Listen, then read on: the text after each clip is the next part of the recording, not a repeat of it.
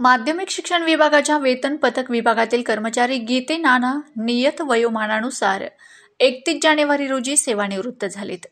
गीते नाना माध्यमिक वेतन विभागातील एक असा दुवा होते ज्यांची माध्यमिक शिक्षण विभागातील कर्मचाऱ्यांशी जणू नाळ बांधलेली होती.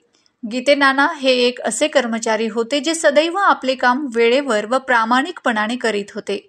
सुट्टीचा दिवस असो, जादाची वेळ होत असेल तरी हा कर्मचारी काम करताना नेहमीच दिसून येत असे. या कर्मचाऱ्यांनी दीर्घ रजा घेतल्याचंही कधीच आठवत नाही.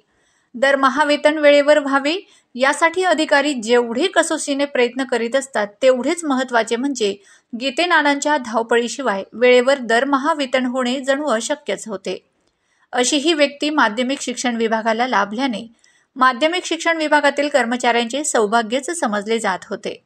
शांत, संयमी स्वभावाचे, माणुसकी जपणारे, कामाशी एकरूप असलेल्या अशा या कर्मचाऱ्याच्या सेवानिवृत्त प्रित्यर्थ जिल्ह्याचे मुख्याध्यापक संघटनेचे सन्माननीय Bapusaheb R.V. Patil sir shawl व बुके देऊन सत्कार करताना दिसून येत आहेत.